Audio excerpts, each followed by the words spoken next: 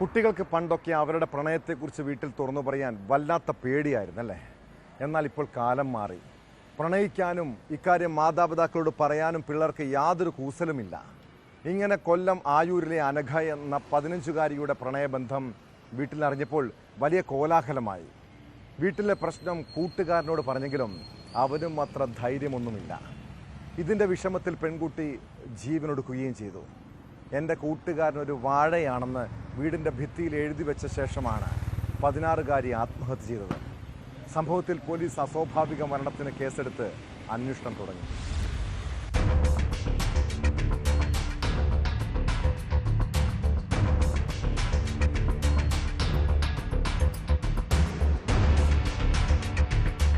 ആയൂർ സ്വദേശികളായ അനിൽ സിന്ധു ദമ്പതിമാരുടെ മകൾ 16 വയസ്സുള്ള അനഘ അനിലാണ് മരിച്ചത്. ജവഹർ ഹയർ സെക്കൻഡറി സ്കൂളിലെ 10ാം class വിദ്യാർത്ഥിയായിരുന്നു Anagha.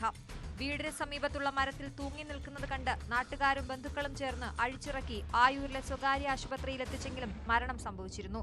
Chadayamangalam police inquest നടത്തിയ ശേഷം മൃതദേഹം പോസ്റ്റ്മോർട്ടത്തിനായി പാരിപ്പള്ളി മെഡിക്കൽ കോളേജിലേക്ക് മാറ്റി.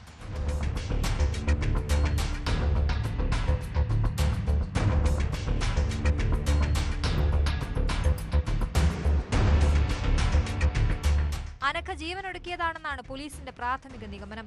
വീടിന്റെ കതകിൽ തന്റെ കൂട്ടുകാരൻ ഒരു വാഴയാണെന്നും ഒരു മൊബൈൽ നമ്പറും എഴുതി വെച്ചിരുന്നു. പോലീസ് മാതാപിതാക്കളുടെ മൊഴി രേഖപ്പെടുത്തി. അനഘ ഒരാൺകുട്ടിയുമായി അടുപ്പത്തിലായിരുന്നുവെന്നും വീട്ടുകാർ എതിർത്തതിലുള്ള മനോവിഷമമാണ് ആത്മഹത്യക്ക് കാരണമെന്നുമാണ് പോലീസ് പറയുന്നത്. സംഭവത്തിൽ കൂടുതൽ അന്വേഷണം നടത്തിവരുന്നതായി പോലീസ് അറിയിച്ചു. പോസ്റ്റ്മോർട്ടത്തിന് ശേഷം മൃതദേഹം ബന്ധുക്കൾക്ക് വിട്ടു നൽകി.